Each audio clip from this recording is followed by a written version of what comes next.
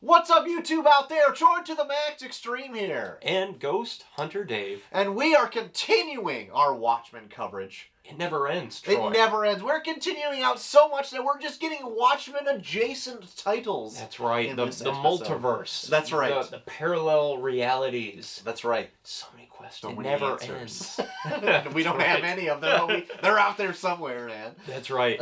So Watchmen being the pivotal genre-defining book that it was, inspired countless other properties going forward. Yeah. There's some more general titles, like The Authority, The Boys, all of these that, they kind of pick up, some seeds that Watchmen planted. For sure. And then there's some more direct inspirations. Yeah. Where it seems like the entire reason for being was to comment or deconstruct. Oh, okay. What Watchmen did. Deconstruct the deconstruction. That's right.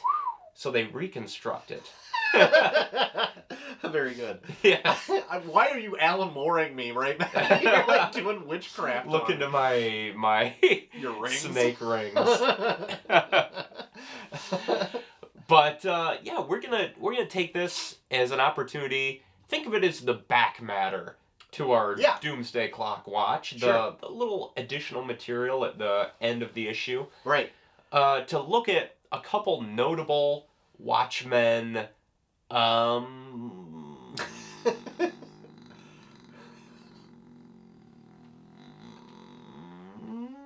don't know. Watchmen-inspired things. There you go. Got it. Well, where do you want to start off with? You want to start off with almost like another person's take on Watchmen itself? You want to go with Pax Americana? No. Okay. I just looked at Peter Canon. Let's start Peter Canon. All right. A recent Dynamite title. Okay. Dynamite both in publisher and in description and quality. Yeah. Peter Canon Thunderbolt. Yes. From Kieran Gillen. Yep. And Casper Wingard. Uh-huh. And a slew of others to accompany them as a creative team. Yeah. This book is dynamite. It really is. Like, I first saw it on the solicits, like maybe a month before it came out, and I'm like, oh my god, like that's that guy that we heard about. That's the guy that we heard about when we were doing the research for the Watchmen in general. Yeah. Like that we knew that Ozymandias was based off of. Like, holy shit, they're coming out with a Peter Canon book. Plus, Peter Canon Thunderbolt is a bitchin' name. It's the greatest title ever written. And so when I saw that and it came out, I purchased it immediately. What is it called? 6 issues? 5. 5 issues? Yeah. Picked up every single one as it came out month to month. Yes. And I don't think I was disappointed ever. No. In its bringing. If anything, my expectations were blown out of the water. Because I was hoping for maybe a little allusion to Watchmen, considering that he was an inspiration for Ozymandias. Yeah. What I was given was a full-on deconstruction of Watchmen, along with several other notable European comic creator properties. Oh, really? Yes. So as it turns out, every issue of this 5-issue series kind of hones in on a specific European comics maestro. Oh, okay. The first being Warren Ellis in its grand, like, sci-fi, world-shaking setup. I get that. Or setup with an alien invasion taking place on Peter Cannon's Earth. Uh-huh. And he has to come and kind of get a team together to fight it. Okay. The second being Grant Morrison, where they go into this existential meta dive within the comics. They get into the 9-panel grid and then can traverse different realities within the comic book sphere. Okay. The third was Mark Millar, which gives us a look at the very mean-spirited, overly aggressive, overly violent super team. Before going to Eddie Campbell, who's a notable indie comic legend, I guess, in the European comic scene, which gives us the kind of hand-drawn, black and white, right. SketchUp type of template. And then finally settling on Alan Moore's Watchmen at the very end there to really take us home. So this is a full encapsulation of like the British invasion, the European invasion there. I never knew that. But it kicks off basically where Watchmen leaves us. Yeah. Where an alien invasion has happened, civilian casualties mount in the thousands. Yep. It even starts with a close-up of a dead face with a blood splatter along the eye. Yep. Similar to the smiley face button there. Right. And then we zoom out and we see Ozymandias, facsimile there, Peter Canon, right, is kind of observing all this, and he's like, He's like, I understand why someone would have done this, because I've thought about doing this. Right. But I never would have taken action on it. Yeah.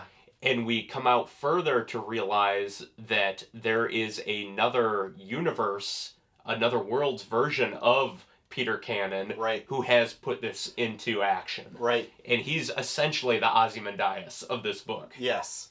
I love that it is playing definitely off Ozymandias from the get-go, right? Yeah. And then the only person smart enough to defeat an Ozymandias is an Ozymandias. Yeah. And so he just goes toe-to-toe with himself. Yes. I love it. Yep, and the whole book is definitely templated out in that 9-panel grid structure, to the point where they make an argument that this this level of formalism, as they constantly refer to it as, which I think I looked it up, and that's like strictly adhering to a construct, is actually hampering his abilities. The evil Ozymandias. Oh, sure. Who's stuck in this, like, Alan Moore Watchmen template. He can't get outside of this structure that Watchmen set in place. Whereas our Peter Canon Thunderbolt is able to kind of see beyond that and see the potential and the creative opportunities outside of that 9-panel grid that everyone replicated after the success of Watchmen. So this whole thing is not only like a love letter to Watchmen and what it achieved, but also kind of like saying, yes, but like we got to think outside of Watchmen, and there's more to be told. Right. Other than that, it can't just all be gritty, angry, realistic superheroes. Right. Because like it's just a means to an end. You can't get anywhere with that, and you're constrained to that template. Right. He's got also another colorful cast of characters with him. And because he was such a close facsimile to Ozymandias, I was trying to put together like who the rest of his crew are. Team are. They're not necessarily representations. You could kind of make loose connections to all of them. Some of them are closer than others. Yeah, but otherwise they're kind of like. And I want to know too. They're kind of stand-ins for Watchmen among other characters. I want to know, too, since Peter Canon is like a Charleston Comics character that they plucked out, if these characters were also... I wondered that myself. I feel like they're not, but I wouldn't be surprised if they were. And just modernized a little like bit. The Test was Rorschach. Yeah. He was like this bioengineered crazy person. Right. And like Rorschach Test, it makes sense. Yeah. And he's even obliterated in a Rorschach-ian blood splatter. There's like a tech guy like Night Owl. There's like an upright Captain America type of guy, which I assume is the comedian, maybe. Maybe. There's a strong female, Baba Yaga. One of the many appearances of the Baba Yaga in our last year here. Yeah. And a Dr. Manhattan type of character too, like a walking nuclear reactor. Right. Who can see throughout time and space. Yeah. But then, as you say those, they're pretty on the nose, but reading them, they don't feel like those characters as much as Peter Canon is to Ozzy. Yeah. Yep. I also like the inclusion of his manservant / friend / lover. Yeah. Who is like his last line to humanity. Yeah. Because Peter Canon is almost in a Dr. Manhattan state of being where he's very removed from humanity. Yeah. He's like operating on another level, another layer. Yes. You know? And he's his only tie there. Yeah. And their relationship didn't work before, but by the end of it, they kind of find themselves again. Right. And going forward, like, the future is theirs. Yeah. Which is this nice, inspirational ray of hope. Yeah. In dichotomy to the Watchmen's very nihilistic viewpoint. For sure. Yeah, I really liked those two relationships because you get to learn more of it as it unfolds. Like, oh, is he just like a manservant? Oh no, he's more of like a companion. Yeah. And then it's just like a full-on romantic relationship. Yeah. Yeah. Yeah. But then if it gets to that point, it's like, but you're also his servant? Yeah, I know. That's kind of what I thought too. It's like, okay, well, come on now. When you ask him for something, are you really asking? Or are you paying for it? But as a whole, I was blown away by how much I enjoyed this. Right. Like, right off the bat, I couldn't believe how much it was adhering to the Watchmen tropes, you know? And then as it went on, it just, like, deconstructed it further and further, and it encapsulated all these other elements, like the metaphysical nature of comics, and then going into, like, these indie comics and what that can achieve. And how it all wraps up was just so, like, mind-blowingly great. Yes. Where they finally do...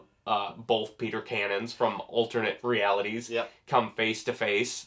They battle, and eventually the evil Peter Cannon is jettisoned out of his tower built on 9-panel grids, and he's escaping his construct there, and he's going closer and closer to this 9-panel grid until he hits it, and then he's just bisected by it because he isn't able to think outside that particular construct. Like, he's so attuned to this formalistic view of how his world and how comics should operate that it just obliterates him. Right.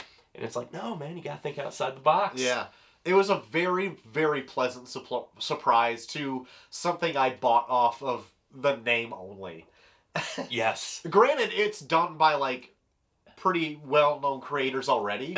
So I went in with, like, a little bit of a safety net going in, like, it's probably going to be okay. Yeah. And then I was, like, pleasantly surprised when it was done. I feel like it should get a lot more attention than it probably did get. Like, it deserves a ton of accolade. I would put it easily on my favorite books of the year. Yeah. Like, maybe top 3. Oh, really? Yeah. So let's not waste any more time, Dave. Let's get into another Watchmen-adjacent property here. Oh, man. This is something that we sparked back in the very early inception of Imperius Rex. Yes. When the whole show... hinged on Grant Morrison. It sprung from our discussion on Multiversity. Yes. And we discussed his single issue, Pax Americana, which was Grant Morrison's take on Watchmen. Yeah. Essentially. Yeah. Teaming again with his well-known collaborator, Frank Quitely. Yes, and Nathan Fairbairn on colors. This is a retelling of the Watchmen template. Yeah. Through the lens of the original Charleston characters that inspired Alan Moore's Watchmen. Right, that he wanted to use and couldn't. Yes. So Grant Morrison wins. And the whole thing plays out essentially in reverse. It's a bit like Memento. Yeah. It begins at the end, and then by the last page, we realize how it all sparked.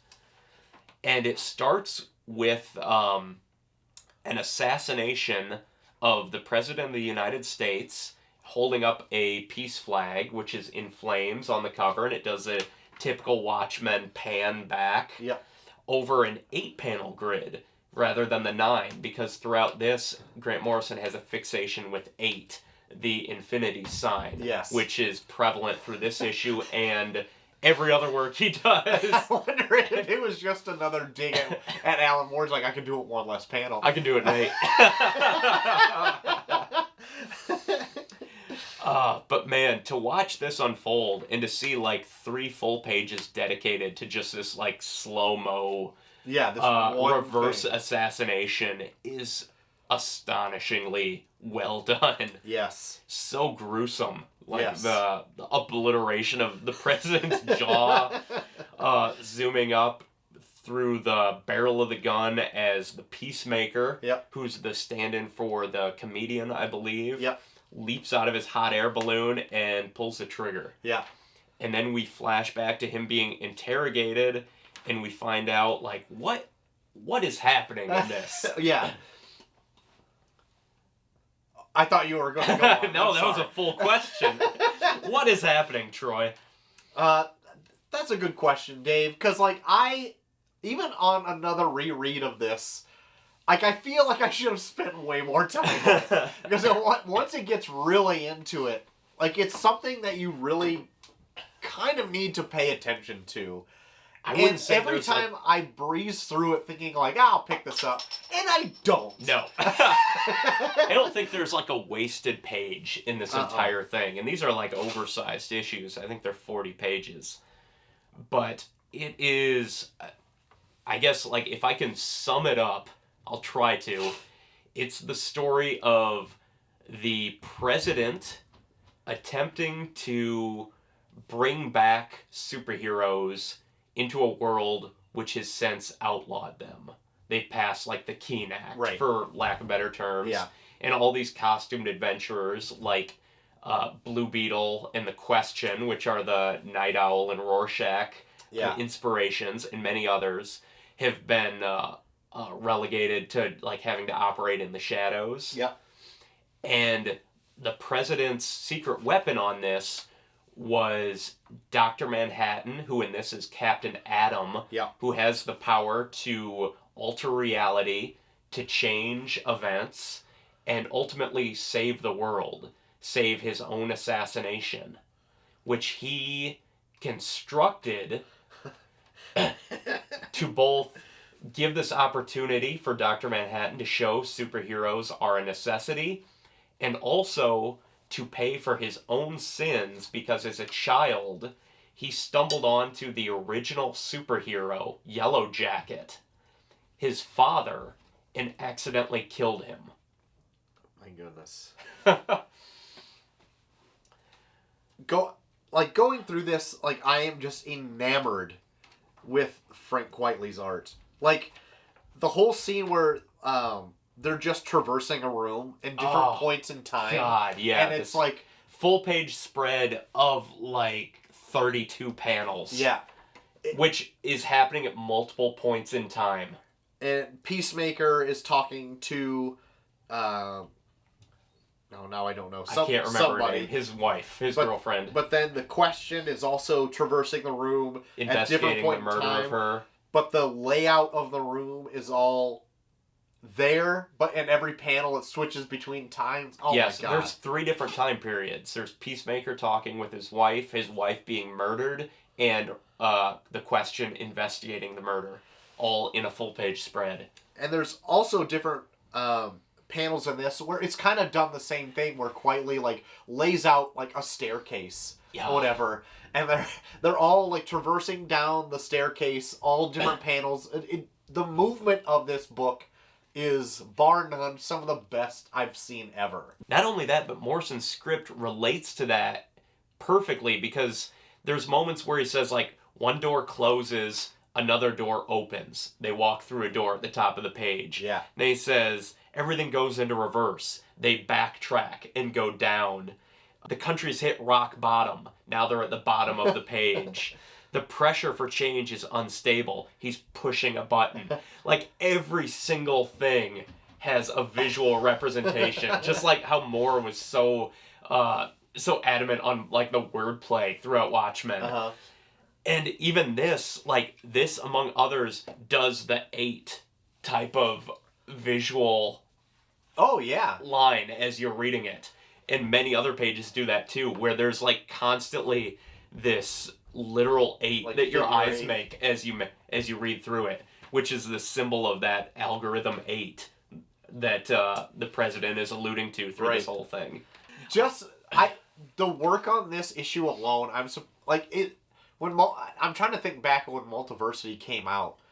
Like, how long did Frank Quitely have to work on this in order to get it on time? January 2015. My God.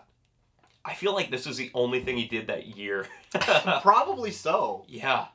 I really love the conversation that the president has with the Captain Atom, where Captain Atom realizes, like, the parts don't make the whole. He loves his dog. He wants to know why he loves his dog. Yeah. So he dissects it in front of him, and then he can't find anything that he loves out of, like, the parts. Right. It's just they work together as a whole. I feel in this, too, that Captain Atom is even more dissociative of human emotion than even Dr. Manhattan. Yeah. Like, he's just... he's so far removed to the point where he is just, like, lifting up his dog. He's like, what do you like about him? And tears his dog apart. Is it this? Is it that? He's like, no! Yeah. Yep. And, the one thing I feel like is a bit on the nose, though, is that he does look like so much like Dr. Manhattan, where everyone else is, like, their original character. Yeah, he even has the Atom symbol, right? Yeah. I don't know. I'm willing to forgive that. Yeah, I forgive it, too, but... And there's that great moment, too, at the end where the president finally kind of comes to the realization of what his ultimate plan needs to be. And it's by the help of Dr. Manhattan traveling through time and kind of giving him this moment of clarity where everything's out of order and then suddenly it clicks into place in like this grid and he sees everything clearly.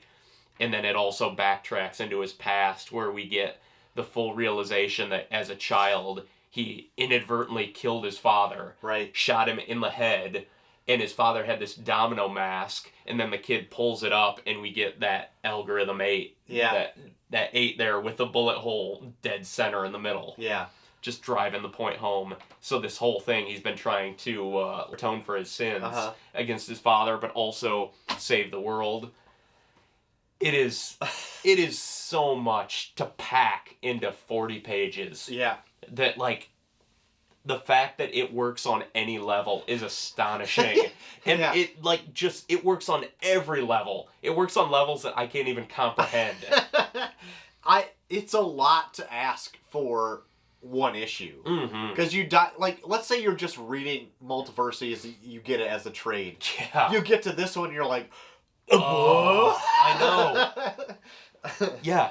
I feel like when we read that, I spent more time on that one issue than I did every other issue combined. Well, there's just so much to take in. It's almost like Multiversity was written around that issue. Yes. Yeah, it is. I think it's one of the greatest single issues ever made. It's great. It's great to come back to, because every time you go in, there's like another layer that you peel back. Yeah. It's almost negligent. On how much he put into this one title, but it's great. Yes. It could easily be a trade. Absolutely. And it's one issue. Yeah. Just to dig it more, I think, because they always have that little bit of animosity to each other. It's like, oh yeah, you think he did Watchmen? Well, let me show you how you do Watchmen. I would love to think that they're pen pals and they secretly love each other. They're just playing it up. Yeah. Yes, for the clicks. Yeah, for the clicks, exactly.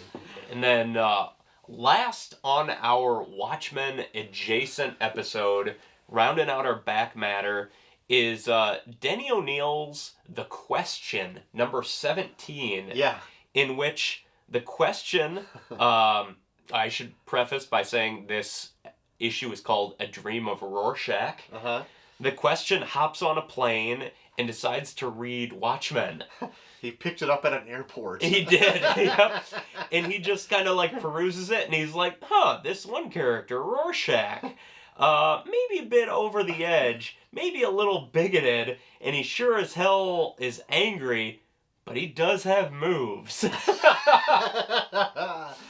And then throughout the book, he even goes into a little daydream where he imagines Rorschach fighting crime. Yeah. And he even attempts to kind of replicate some of Rorschach's methods throughout the issue. Yeah.